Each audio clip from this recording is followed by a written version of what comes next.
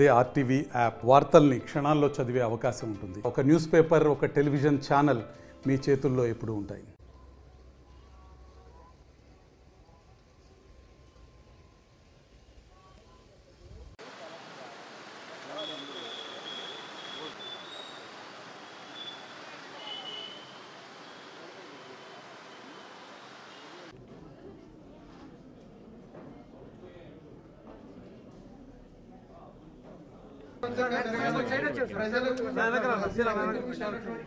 సౌకర్యాలు సదుపాయాలు చక్కగా అందాలనేటటువంటి ఆశయంతో జ్యోతి ప్రజ్వలన ప్రారంభిస్తున్నారు.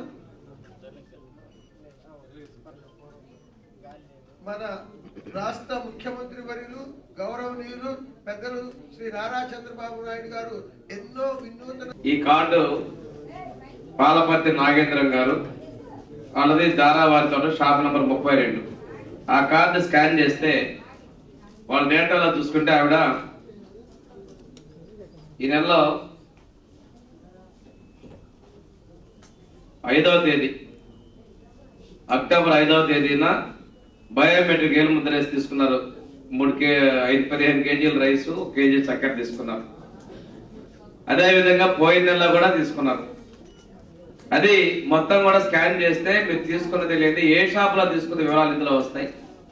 ఈ కార్డు మీకు అనుమానాలు వస్తాయి. ఇంట్లో పెళ్ళైనా కొత్త వాళ్ళు చేర్చుకోవాలన్నా ఏదైనా వాళ్ళని కారణాలను తొలగించాలనుకున్నా వాళ్ళు ఎలా చేయాలంటే ఈ కార్డు తీసుకొని మీ దగ్గరలో ఉన్న గ్రామ సచివాలయానికి వెళ్ళి ఆ సచివాలయంలో మీ మార్పులంటే దానికి సంబంధిత అధికార సంతకాలు పెట్టి పెళ్ళైనా కానీ తొలగింపులు కానీ సంతకాలు పెట్టిస్తే అప్డేట్ చేసిన తర్వాత మీరు అక్కడే కార్డు ప్రింట్ తీసుకోవచ్చు. లేదు బయట ఎక్కడైనా కానీ మీరు కార్డు ప్రింట్ తీసుకోవచ్చు. అధికారులతో సంతకం పెట్టినటువంటి కాపు మళ్ళా ఇంకొక ఆఫీసు చుట్టూ తిరగకుండా కూడా చేసుకునేది. ఇందులో మీ పేర్లు పొరపాటు ఎక్కడ తప్పులు పడినా అవన్నీ కూడా సరిదిద్దుకోవచ్చు అనేటువంటి అవకాశం ఉంది. ఈ కార్డులో గొప్ప విశేషం ఏంటంటే కార్డులన్నీ కూడా ఆడపడుచుల పేరు మీద, మహిళల పేరు మీద, కుటుంబ యజమాని పేరు మీదనే, ఆ మహిళల మీదనే ఈ కార్డులు ఇవ్వడం జరిగింది. ఇది ప్రభుత్వానికి కూడా చిత్తశుద్ధి.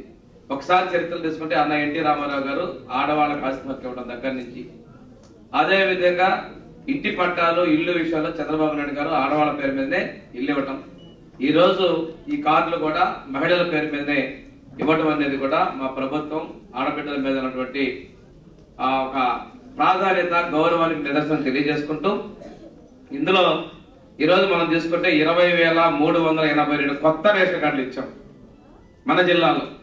రాష్ట్రంలో అయితే అవి దాదాపుగా 3,82,363 కొత్త కార్డులు ఇవ్వడం జరిగింది. ప్రభుత్వం వచ్చిన 16 నెలల్లో ఇంత పెద్ద మొత్తంలోనే కొత్త కార్డులు ఇవ్వడం జరిగింది. కొత్త కార్డులు అనేది ఇద్దరితో ఆగల. మీకు ఎప్పుడు కావాలన్నా కొత్త కార్డులు అప్లై చేసుకుంటే సచివాలయాల ద్వారా వాటిని పరిశీలన చేసి కొత్త కార్డులు మంజూరు చేయడానికి ప్రభుత్వం సిద్ధంగా ఉంది. అంతేగాని ఇది నిలిపేయలేదు, ఇది కంటిన్యూషన్ ప్రాసెస్.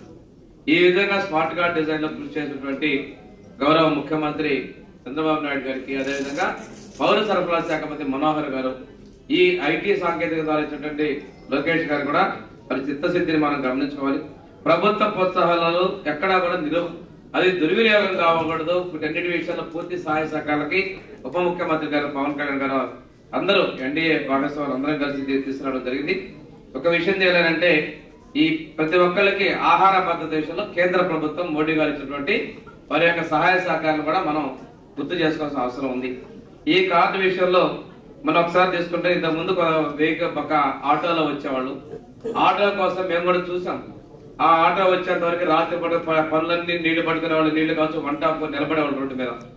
ఇలాంటి పరిస్థితి కాకుండా నెల మొత్తం మొదట్లో 15 రోజులు, ఇప్పుడు నెలలో ఎప్పుడైనా రేషన్ షాప్ దగ్గరికి వెళ్ళి రేషన్ తీసుకోవచ్చు. అదే విధంగా ఒంటరిగా ఉన్నటువంటి వాళ్ళు, బాగా వయోవృద్ధులు, అదే విధంగా దివ్యాంగులు వాళ్ళందరికీ మాత్రం నేరుగా ఇంటి దగ్గరికే షాప్ ద్వారా వెళ్ళే విధంగా ప్రభుత్వం ఉత్తర్వులు ఇచ్చింది. కొన్ని ఈ పల్లెటూరులో అయితే పక్కన 2 గ్రామాలు ఉంటాయి.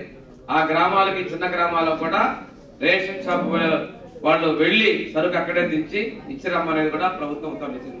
వీటన్నిటి లక్ష్యం ఒకటే, అందరికీ అందుబాటులో సౌకర్యాలు ఇవ్వాలనేది ముఖ్యమంత్రి గారి ఆలోచన. మరిన్ని వీడియోస్ కోసం ఛానల్ ని సబ్స్క్రైబ్ చేయండి. లేటెస్ట్ అప్డేట్స్ కోసం వాట్సాప్ ఛానల్ ని ఫాలో అవ్వండి. ఆ లింక్ డిస్క్రిప్షన్ లో ఉంది.